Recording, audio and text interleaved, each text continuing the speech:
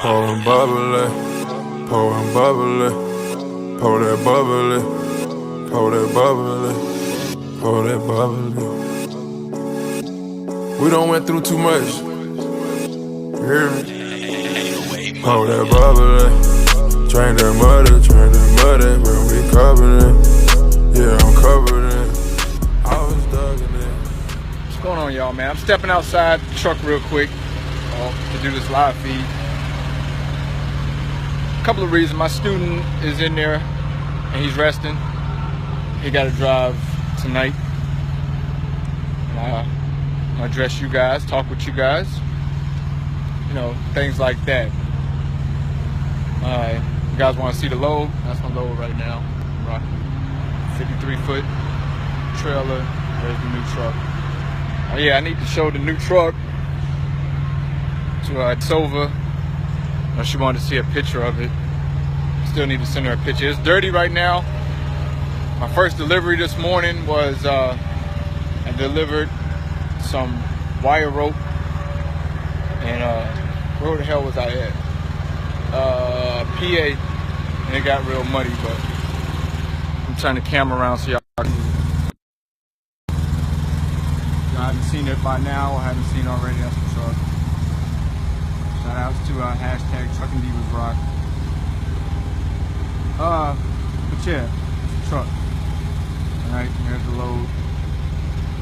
And all that. Alright,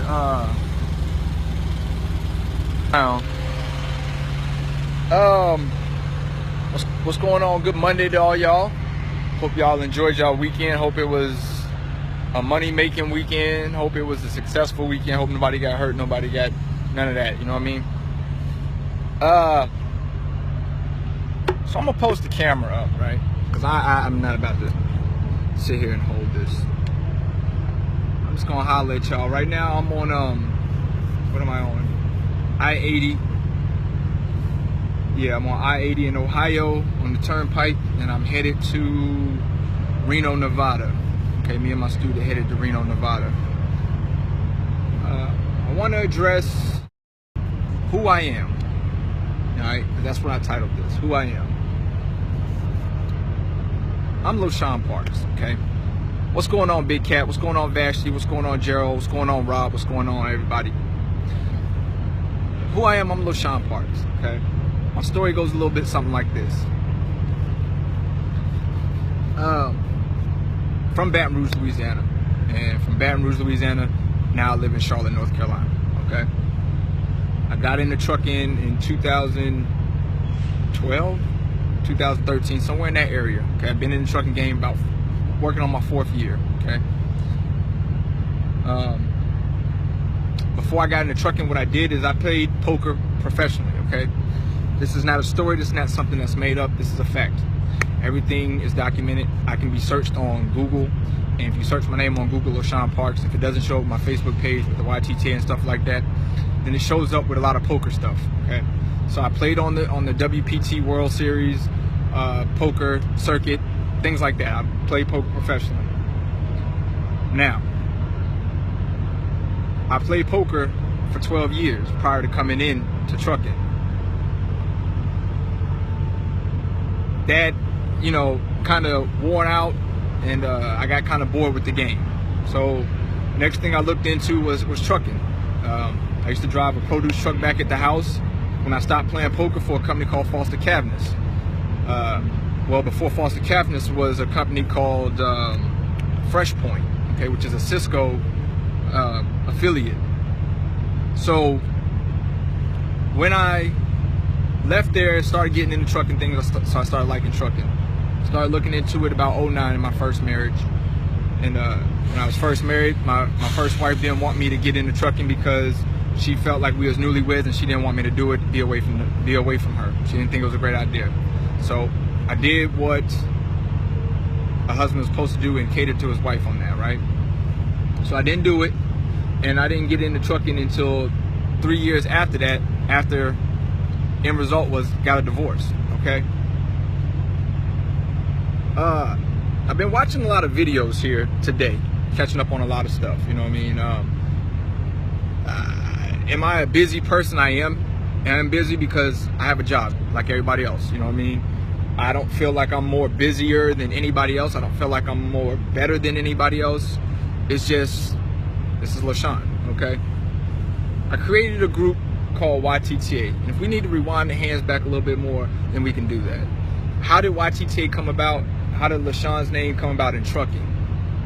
Well, if you look at my YouTube channel, about a year to date, I think about this time last year in the summer, there was a lot of people that was in other Facebook groups that was affiliated with Prime, okay, such as, what are they? The past, present, and future, Prime drivers, and you know, there was a lot of Prime Facebook groups, and they're still around. I'm just not affiliated with them. But a lot of people was in there, and they was saying how they were struggling with their lease. It wasn't doing good with their leases, and Prime was ripping them off. And I didn't understand it because I was doing well for myself in leasing. So I looked at a couple of YouTube videos, and I really didn't see nobody talking about leasing. I didn't see nobody trying to help out the lease drivers or trying to speak anything positive about leasing. All I ever heard was that lease was a ripoff. But I didn't understand it because I was doing great in it, you know what I mean? So I said, well, maybe I can reach out to some people and help them with their lease, you know what I mean? So my first video that I dropped is how I'm successful in leasing. Which was basically talking about how I was successful in the Prime lease. Dropped that video, and when I did it, I liked it, you know what I mean? A little nervous about it, wasn't sure about it, but I did it. Gave out a lot of information there, and at the same time, I forgot a lot of information. But it was okay. It was my first video, and in it, I felt like I gave a lot of information as far as trying to help those guys out that were saying that leasing wasn't for them or that Prime leasing was bad. From there on out, I said, hey, this is a great thing. I can give people the experience that I've been through to hopefully help them through it, and maybe they won't run through the same thing that I did. Now, before I even thought about doing my first video, I was already in the trucking game for 2 years. So I wanted to make sure that the information that I was giving out was accurate, or that the information that I was giving out that I already been through it. So from there, I just continued to do more videos explaining how to be successful in leasing. I seen a market where there was really no other YouTuber in trucking that was talking about it. So I went ahead with it. I look back at my videos now, I think I'm 80 videos deep into it. All of my videos that I've put up have all been knowledgeable videos. People have learned from it. People have made money from it. I don't put out a lot of bullshit content, okay? I don't just get on the camera to start rambling, to start talking about just anything. I just don't. If I don't have no substance behind what I'm speaking about, I'm not gonna do a video on it. If I don't have no knowledge about it, I'm not gonna speak on it. And that's just how I've been. Now, the first person that I approached about getting help on my YouTube was Sinister. And Sinister was brought to my attention by a student of mine named Chris, which me and Chris is still like this to this day, which now Chris is a broker. So he's doing big things as well. He brought it to my attention about Sinister. I watched Sinister's videos, and I seen that he had a lot of he had a lot of subscribers. So I reached out to Sinister, and I asked Sinister in a comment for a little bit of help, and it never got responded back to. And that's fine. You know what I mean? At one point in time, I had a problem with Sinister for that. And, you know, as you guys may know or may not know, me and Sinister have squashed that issue. Got no problem with Sinister. Which, that speaks big volumes for him to even speak to me on the issue. Nevertheless, I went on to continue doing videos, and I did self-promoting. I promoted myself.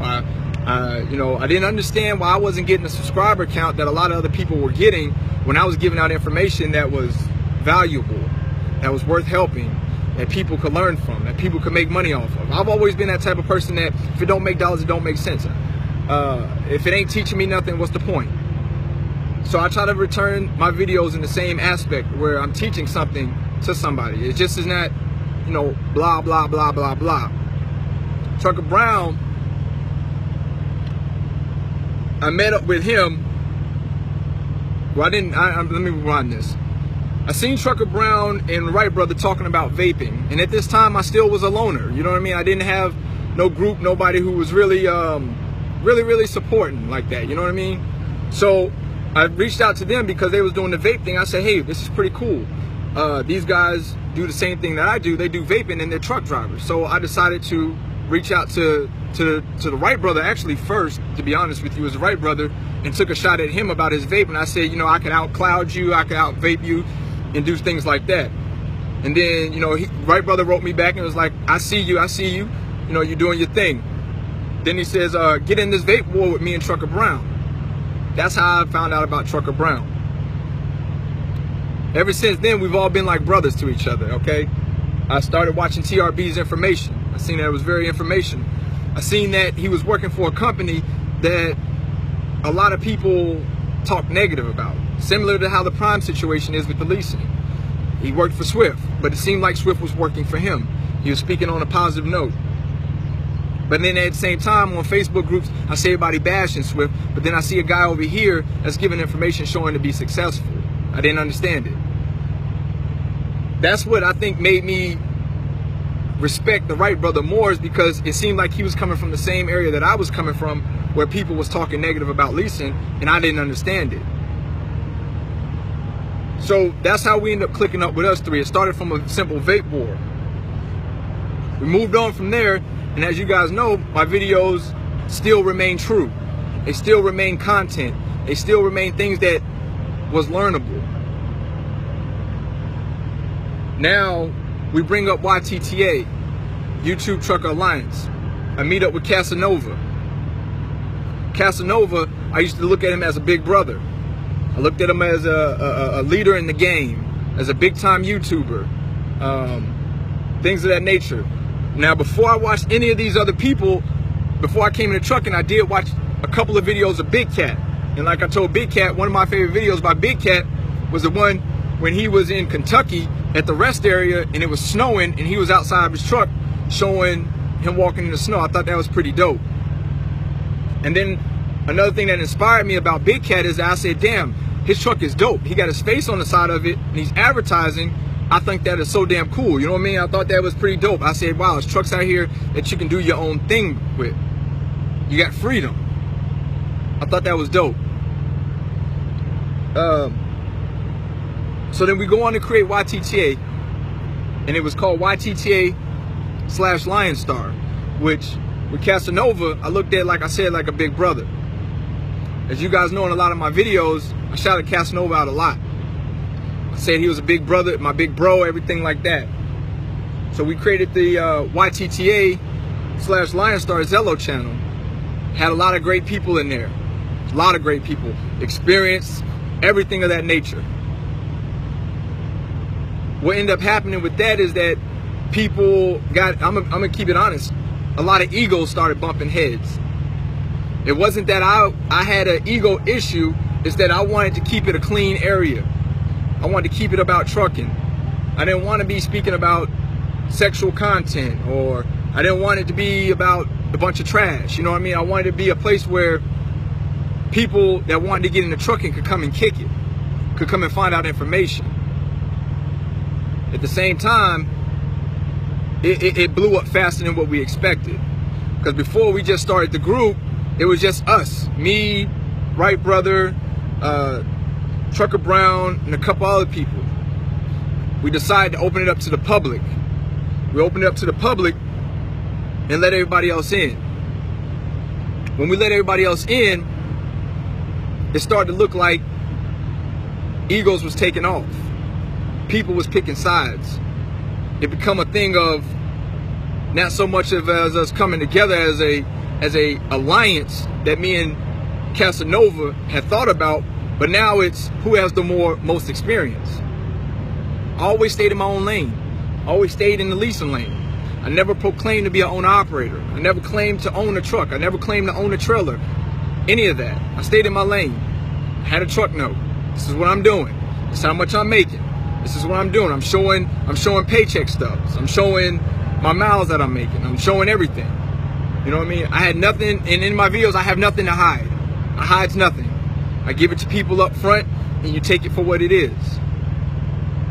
I started finding out about the YouTube beefs, because there was beefs before YTTA. Okay, there was beefs within other drivers, Ike Stevens. There was beefs with the Thors. There was beefs with Team RG. All of this stuff was already here before YTTA came.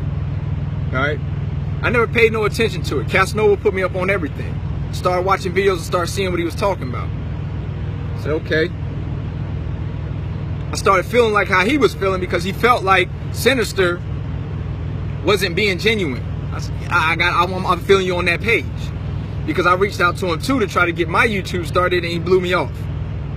So then I had a grudge against Sinister, which at the time, and now that I look back at it more maturely, it was you know, I understand where he's coming from now. You know, I was a starting out person, and now I you know, I have an influence in the trucking industry, and then I got people that want to ride the coattail, and now, you know, now next thing I know, they got other groups started, and basically what they end up being is they're YTTA hate groups.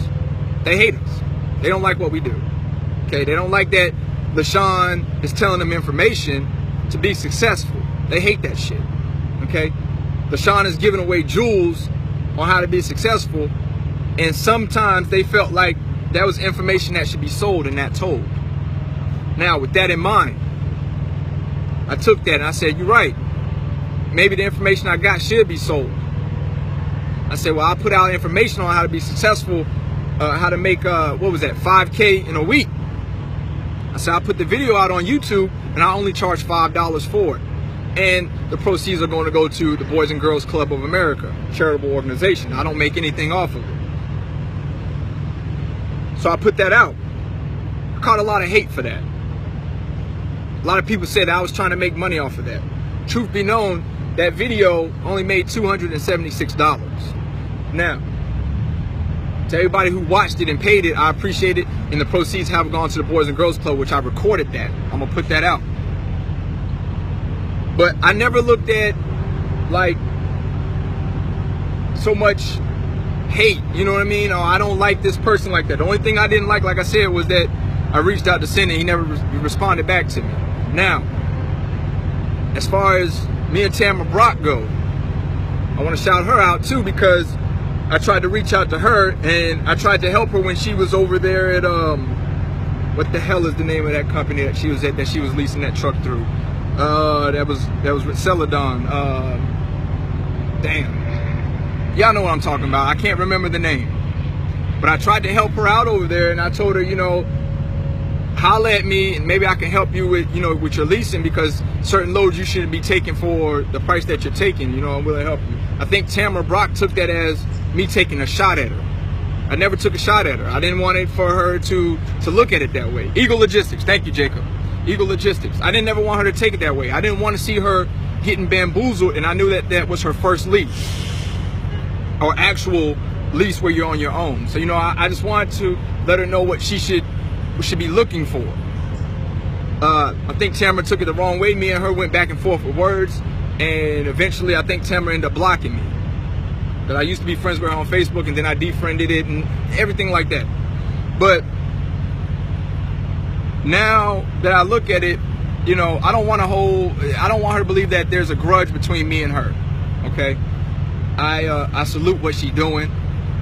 She's out here as a female, putting out great information, helping out the ladies, and I commend her for her showing her struggle and her work of art through Eagle Logistics, whether she didn't know that or not. Because there's a lot of other people out here that make videos and their content has no substance to it.